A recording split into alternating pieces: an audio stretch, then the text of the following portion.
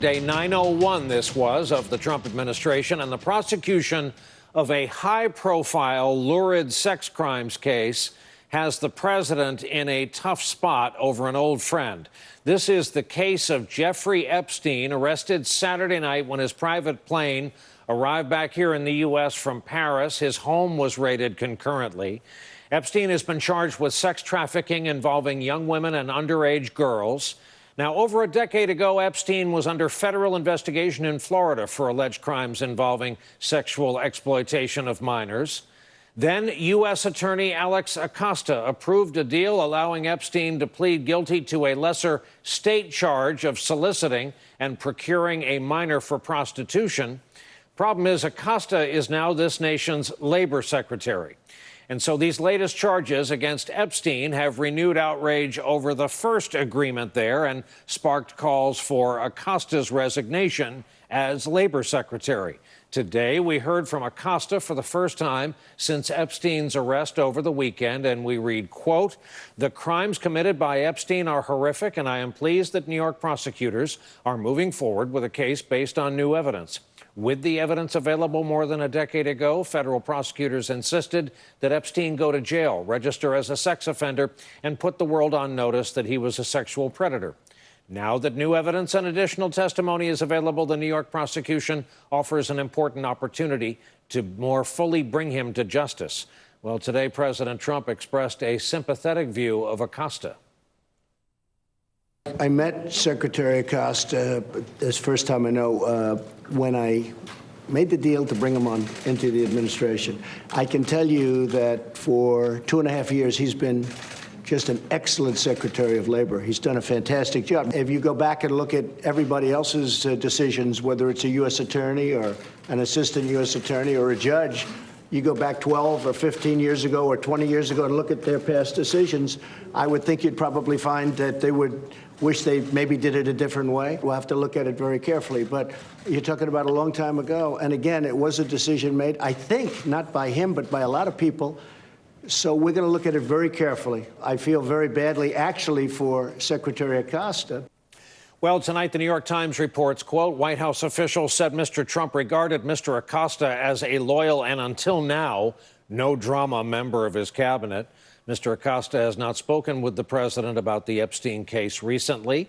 According to the Washington Post, quote, officials at the White House are nervous that Democrats will encourage women allegedly abused by Epstein to testify publicly before Congress, drawing attention to Acosta's work on the plea deal. They add there was no substantial vetting done on Acosta until after Trump decided to nominate him.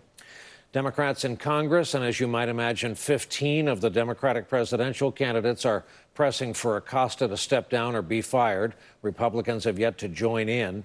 There is growing pressure from other Trump allies to move against Acosta. This is telling. NBC News reporting tonight that officials inside the administration, including Acting Chief of Staff Mulvaney, have had concerns about Acosta's performance in his day job, his cabinet job, particularly his perceived lack of urgency on enacting deregulation. Is this a foreshadowing of something? Politico reports, quote, Mulvaney told Trump on Monday that the continuing drip of damaging information surrounding the 2008 agreement Acosta struck to keep Jeffrey Epstein from a heavy jail sentence would hurt the administration. Indeed, tonight, Mulvaney gave NBC News this response to questions about Acosta.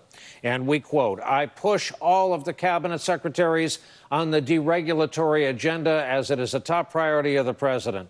That in no way should be interpreted as displeasure with any cabinet member, including Secretary Acosta. Trump's relationship with Jeffrey Epstein is coming under intense scrutiny. For years, in plain English, the two men socialized together, both in New York and Florida. In 2002, Trump told New York Magazine he'd known Epstein for about 15 years and that he was a terrific guy. The AP reports, quote, Epstein's personal address book, copies of which have been included in legal findings, lists multiple private numbers for contacting Trump, his wife Melania, daughter Ivanka, as well as Trump's butler, executive assistant, and security staff. Back in 2015, the now-shuttered website Gawker published what it reported was Epstein's, quote, little black book showing an entry for Donald Trump with all kinds of numbers in New York and Palm Beach. Today, Trump made an effort to distance himself from Epstein. There was no more talk from Trump about his friend being a terrific guy. Well, I knew him like everybody in Palm Beach knew him. I mean, people in Palm Beach knew him. He was a fixture in Palm Beach. I had a falling out with him a long time ago. I don't think I've spoken to him for 15 years. I wasn't a fan. Here for our leadoff discussion on a Tuesday evening, Peter Baker, chief White House correspondent for the New York Times, Jeremy Bash, former chief of staff at CIA and the Pentagon, former chief counsel for House Intel, and back with us here in New York, Jessica Roth, former assistant U.S. attorney for the Southern District of New York, who is now a professor at the Cardozo School of Law at Yeshiva University here in New York. And welcome to you all. Peter, I note that tonight, Chris Ruddy, the head of Newsmax and a longtime Trump friend and whisperer, went on CNN in about the last hour. And after making clear he and the president had not discussed this, he straight up said it's not going to be long concerning Acosta's time remaining as labor secretary. Where do you see Acosta's future? Where do you see the president's exposure in this case? Yeah, it's a great question. Look, we'll see how this plays out, but this has the whiff of danger for Secretary Acosta for obvious reasons. President Trump doesn't particularly like it when his top advisors come under this kind of scrutiny. It's a distraction from his point of view. He's going to be asked questions about it. His own relationship with Epstein is going to be brought into scrutiny. My colleagues Annie Carney and Maggie Haberman have a story tonight about a party in 1992 when President Trump, then Donald Trump, and Epstein had a party down in Florida with 28 women and just the two of them, young women who were provided to them for the purposes of this party. So that kind of story is the kind of thing that he's not going to want to see continuing to rise, and that's going to probably continue if Secretary Acosta remains in his post. Let me indeed back you up with a dramatic reading of the writing tonight of Annie Carney, Maggie Haberman in the Times. It was supposed to be an exclusive party at Mar-a-Lago, Donald J. Trump's members-only club in Palm Beach, Florida. But other than the 24 or so women flown in to provide the entertainment, the only guests were Mr. Trump and Jeffrey Epstein. Through a mutual appreciation of wealth, women, and years of occupying adjacent real estate in Palm Beach, and on page 6, the lives of the two men routinely intersected for decades. In those days, if you didn't know Trump and you didn't know Epstein, you were a nobody, said Alan Dershowitz, the longtime Harvard University Law School professor who later served on Mr. Epstein's defense team when he was charged with unlawful sex with minors in '06. Peter, this is indeed more proof the president lived the life he lived as a civilian to the fullest before we even thought of Donald Trump in the realm of the presidency.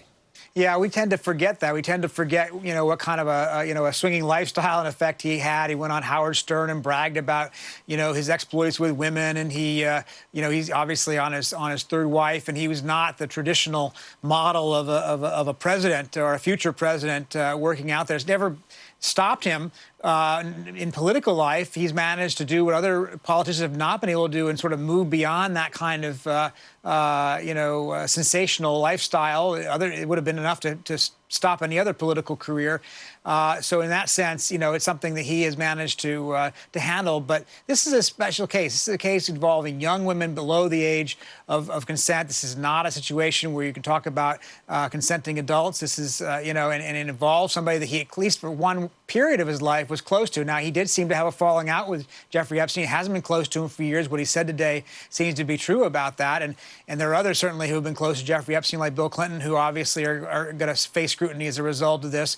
But this is a particularly, dangerous area for this particular president. We've just had an allegation of a couple weeks ago by an author who says that he sexually assaulted her in the dressing room of a clothing store. The more this kind of focus is out there, the more it's distracting from him from the things he wants to do as he heads into an election year. Counselor, rescue us and take us back into the legal realm. What do you make of the deal that Acosta, as U.S. attorney, agreed to in Florida that led in many ways to this case we're talking about tonight? It was an extremely unusual deal, both the content of it, if you will, and the process that led to it being put into effect.